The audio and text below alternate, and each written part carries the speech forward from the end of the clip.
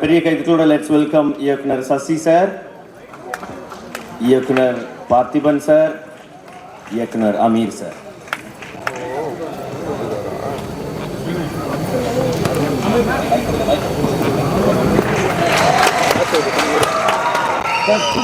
Amir sir, can you?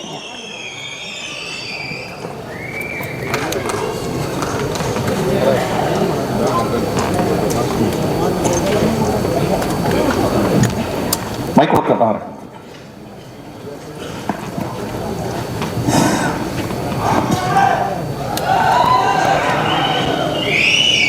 அரங்கத்தில் அனைவருக்கும் இறைவன் பொறுத்திருந்து சாந்தியும் சமாதானம் உண்டாகட்டும். மிஸ்கின் தமிழ் சினிமாவின் போக்கை மாற்றிய இயக்குனர் கிடையாது. தமிழ் சினிமாவில் தனக்குன்னு ஒரு பாதையை அமைச்சுக்கிட்டது தான் மிஸ்கின். தனக்குன்னு ஒரு ஸ்டைல், அது படம் எடுக்கிறதுலையா இருக்கட்டும், தன்னை பொது வெளியில் ப்ரொஜெக்ட் பண்ணிக்கிறதுலையா இருக்கட்டும், எந்த விமர்சனத்தையும் கடந்து நான் இப்படி தான் அப்படின்னு சொல்கிறதுல முதன்மையான இடம் மிஸ்கினுக்கு உண்டு.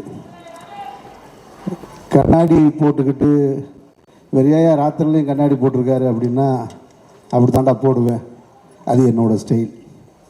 இவர் படத்தில் ஹீரோக்கள் ஏன் குனிஞ்சே நிற்கிறாங்க, அப்படி தாண்டா நிற்பாங்க, என்னோடய ஹீரோ தான் என்னோடய ஸ்டைல். இப்படி எல்லா வகையிலையும் தனக்குன்னு ஒரு தனி அடையாளத்தை பகிர்ச்சிக்கிட்டவர் தான் மிஸ்கின். அவருடைய ஒவ்வொரு படங்கள்லையுமே அடுத்தடுத்த கட்டத்துக்கு அது ஒரு தமிழ் சினிமாவுக்கான நம்ம பாக்யராஜ் சார் படம், பாரதி ராஜா சார் படம், பாலச்சந்தர் சார் படம் இப்படிலாம் பார்த்து வளர்ந்துருப்போம். இவர் ஒரு ஸ்டைலை கிரியேட் பண்ணுவார். அது எந்த ஜானரில் இருக்குன்னு கண்டுபிடிக்க முடியாத அளவுக்கு என்னங்கடா பிரச்சனை, இதுக்கு எதுக்கு இவ்வளோ நேரம் உட்காந்துருக்க, வீட்டுக்கு போயிடலாமே நீ. அப்படி ஒரு தனக்கான ஒரு ஸ்டைலை கிரியேட் பண்ணிக்கிட்டே இருக்கிறவர் தான் மிஸ்கின். என்னை கூப்பிட்டு போய் டான்ஸ் ஆட விட்டவர், யுத்தம் செய்யலை. எதுக்கு என்னை கூப்பிட்டு போனார்னு தெரியாது, ஏன் அப்படி பண்ணான்னு தெரில. அந்த அதில் சம்மந்தம் அதுக்கு வெளியே வர்றதுக்கு எனக்கு ரொம்ப நாள் ஆச்சு. அதுக்கப்புறமா நடிக்க வந்ததுலேயும் மிஸ்கின் இவ்வளோ பர்ஃபார்ம் பண்ணுவாரா அப்படின்னா ஆச்சரியப்பட வைக்கிறாரு. பொதுவாக எம்ஜிஆர் படங்கள், சிவாஜி சார் படம், ரஜினி சார் படம், கமல் சார் படம், இந்த மாதிரியான படங்கள்லாம் ஃப்ரேமில் எம்ஜிஆர் நின்னார்னா கண் அவரை மட்டும்தான் பார்க்கும், பக்கத்தில் நிற்கிற ஆர்டிஸ்ட்டை பார்க்க முடியாது. சிவாஜி சார் நின்னார்னா அவரை மட்டும்தான் பார்க்கும். அப்படி தான் ரஜினி, கமல் எல்லாருமே. இப்போ இருக்கிறதுல விஜய் சார் அந்த மாதிரியான ஒரு மாஸ் அப்பீலில் இருக்கிற ஒரு சூப்பர் ஸ்டார் பொசிஷனில் இருக்கிற ஹீரோ. அவர் படங்களில் விஜய் சாரை விட்டுட்டு இன்னொருத்தரை பார்க்கலாம் அப்படின்னு பார்க்க வச்சது 2 பேர். அந்த 2 பேருமே இந்த இடத்துல இருக்காங்க. ஒன்று விஜய் சேதுபதி, இன்னொன்று மிஸ்கின். அந்த மாஸ்டர் படத்தில் விஜய் சாரை விட்டுட்டு விஜய் சேதுபதியை பார்க்குற அளவுக்கு ஒவ்வொரு இடத்துலையுமே ரொம்ப பிரமாதமாக பண்ணியிருந்தார். அதே தான் லியோலையும் மிஸ்கின். அவர் ஒரு பக்கம் பர்ஃபார்ம் பண்ணிகிட்ருக்காரு, அவரை தாண்டி நம்ம கண் எங்கே போகுதுன்னா மிஸ்கினை நோக்கி போகுது. நான் ஆச்சரியப்பட்டு போனேன். நான் என்னடா இவ்வளவு கிளாரிட்டியோட ஒரு மனுஷன் எப்படி இருக்க முடியும்னு. அதுக்கப்புறம் மியூசிக்கு அது இதுன்ட்டு அவரை எப்படி என்ன சொல்கிறதுன்னு தெரில. டிஆருக்கு அப்புறம் டிஆர் சாருக்கு அப்புறம் மிஸ்கின் தான் நினைக்கிறேன் நான். சீரியஸாக சொல்றேன். அவருடைய பேச்சுக்களை மேடைகளில் பேசுறது, இசை வெளியீட்டுகளில் பேசுறதெல்லாம் நீங்கள் பார்க்கும்போது எல்லாருக்கும் என்ன தோணும்னா, இவர் ஏன் இப்படி பேசுகிறாரு, அவர் தனக்கு அட்டென்ஷன் கிரியேட் பண்ணுறாரு அதனால் பேசுகிறாரு அப்படின்னு. அப்படி இல்லை. நம்ம காலேஜ் லைஃப்பில், ஸ்கூல் லைஃப்பில் நமக்கு நிறைய ஃப்ரெண்ட்ஸ் இருப்பாங்க இல்லையா, அதில் நம்ம கூட ஒரு ஃப்ரெண்டு இருப்பான். அவனை நம்ம என்ன சொல்லுவோம்னா, அவன் ஏதாவது ஒன்று பண்ணிக்கிட்டே இருப்பான். ஏதாவது ஒரு புதுசாக ஏதாவது ஒன்று பண்ணுவான், ஏதாவது பேசுவான், சண்டை இழுப்பான், அன்பாக இருப்பான், நம்ம வீட்டுக்கு தேடி உதவி செய்வான், எல்லாமே இருப்பான். அவனுக்கு பேர் செல்லக்கிருக்கேன்னு சொல்லுவோம் நம்ம. அது மாதிரி தான் மிஸ்கின். அவர் எந்த விமர்சனத்தை பற்றியும் கவலைப்படுறதில்லை, எது பற்றியும் கண்டுக்கிறதே கிடையாது. திரும்ப பேசும்போதும் சரி, அது போலியாக இருக்காது, உண்மையிலேயே லவ்வபுளாக தான் இருக்கும். என்ன அப்படி கேட்குறீங்க, வாங்க போகலாம் அப்படின்ட்டு. நான் இந்த சினிமா துறைக்கு பல வருஷங்கள் ஆயிடுச்சு. இந்த நைட் பார்ட்டியில் ஒரு நாள் போனேன் ஒரு பார்ட்டிக்கு, அது டைரக்டர் ராமுடைய பிறந்தநாள் ஃபங்க்ஷனுக்கு. ஒரு நைட்டு ஃபுல்லாக உட்காந்து நான் மிஸ்கினை ரசிச்சுக்கிட்டே இருந்தேன். நான் ஒரு பொம்பளை பிள்ளைய கூட நான் ரசித்ததில்லை அவ்வளவு. யாருமே ரசிக்க மாட்டேன்றாளுங்க சார். நான் ரசிக்கிறேன், வயசான ஆளுங்க டேரக்டர்ஸ் தான் ரசிக்கிறாங்க. நான் ரசிக்கிறேன். கேளுங்க ரசிக்கமா வந்து அதெல்லாம் ரசிக்க தான் செய்கிறாங்க, வெளியே சொல்ல மாட்டேன்றாப்புல, மறைச்சி வச்சுக்கிறாரு. அதெல்லாம் பயங்கரமாக நாள் அவருக்கு அந்த அந்த கதையெல்லாம் பேசுகிறேன்னா இன்னொரு இடம் இருக்குது, நான் சொல்கிறேன். நான் ரொம்ப நன்றி சார். ஒரு நைட்டு ஃபுல்லாக மொத்த டீமையுமே என்கேஜ் பண்ணி வச்சுருந்ததில் மிஸ்கினுக்கு நான் அப்படியே பார்த்தேன். ஒவ்வொரு பாட்டு பாடுறதுல இருக்கட்டும், எல்லாரோடையும் அந்த இன்ட்ராக்ட் பண்ணுறதுல இருக்கட்டும், இந்த மிஸ்கின் உங்களுக்குன்னு ஒரு தனி, அதாவது ஒரு டைரக்டர் இந்த இந்த அஷ்டாவதினியை இந்த வேலையெல்லாம் தாண்டி அஸ் அ ஹியூமனாக நான் உங்களை ரொம்ப ரசிக்கிறேன், லவ் பண்ணுறேன். வாழ்த்துக்கள். அப்புறம் இந்த படத்தினுடைய ஹீரோ விஜய் சேதுபதி சார், அவரை நான் முதல்ல பார்த்தது சுந்தரபாண்டியன் திரைப்படம் கமலா தேட்டரில் பார்த்துட்டு நான் படியில் இறங்கி வர்றேன். அந்த டைரக்டர் எஸ்ஆர் பிரபாகரும் விஜய் சேதுபதி நிற்கிறாங்க. சார் படம் எப்படி சார் இருக்கு? படம் நல்லா இருக்கு.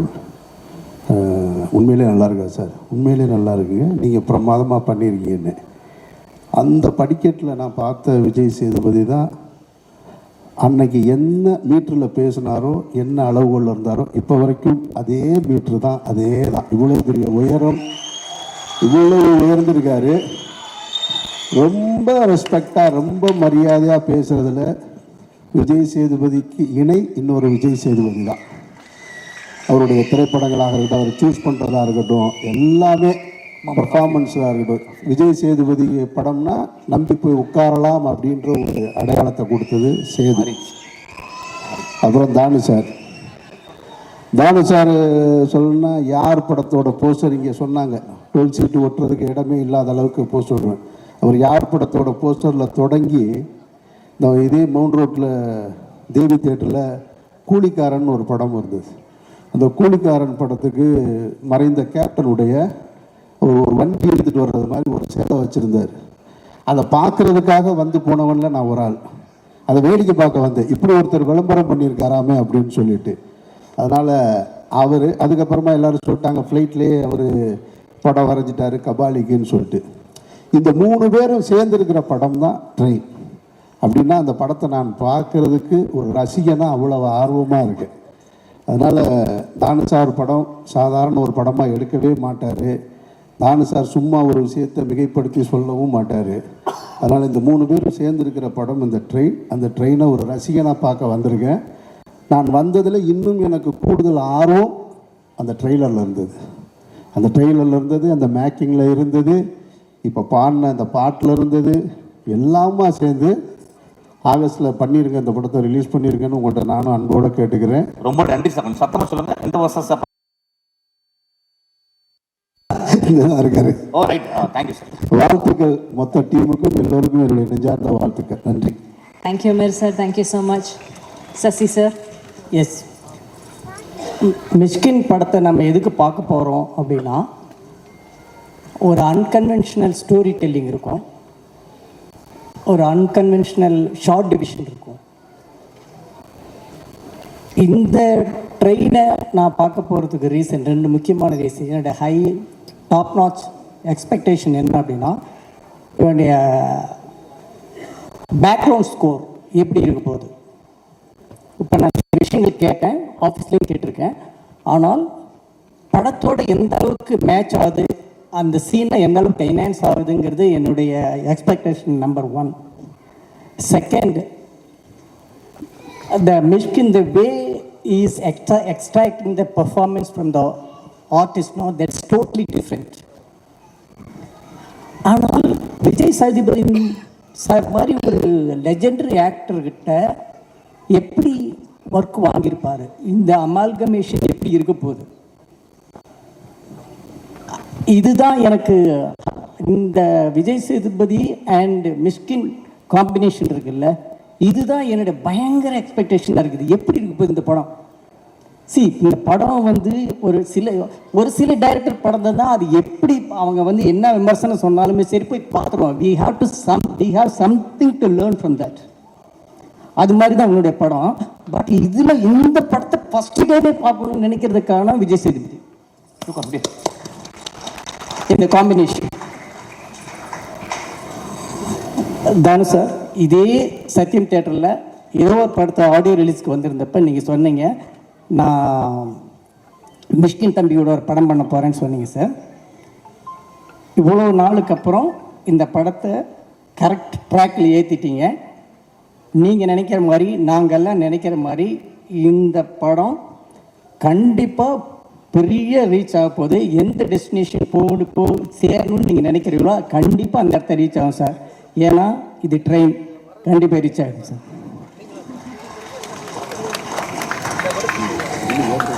தமிழகத்தை ஆண்டு கொண்டிருப்பது விசில் சத்தம். அந்த மாதிரி இந்த நிகழ்ச்சி கிட்டத்தட்ட 3 மணி நேரம் ஆக போது இவ்வளவு வெற்றிகரமாக நடந்துட்டு இருக்கணும்னா அதுக்கு முக்கியமான காரணம் உங்களுடைய விசில் சத்தத்தோட கூடிய அந்த என்கரேஜ்மெண்ட். அதனால இந்த ட்ரெய்லரை நீங்க பார்க்கும்போது உங்களுடைய ரியாக்ஷனை நான் கவனிச்சேன். அப்படி ஒரு பிரமாதமான ஒரு எக்ஸ்பிரஷன், ஒரு விசில் உங்ககிட்ட இருந்தது. அதுதான் இந்த படத்தோட வெற்றியை ஊர்ஜிதப்படுத்த போற ஒரு விஷயம். ஸோ உங்களுக்கு என்னுடைய முதல் வணக்கம். இந்த ட்ரெய்லர் பார்க்கும்போது எனக்கு என்ன தோணுச்சுன்னா, முதல்ல ஒரு தமிழ் படத்துக்கு ஆங்கிலத்தை டைட்டில் வச்சிருக்காங்கன்னு நினைச்சேன், ட்ரெயின்னு.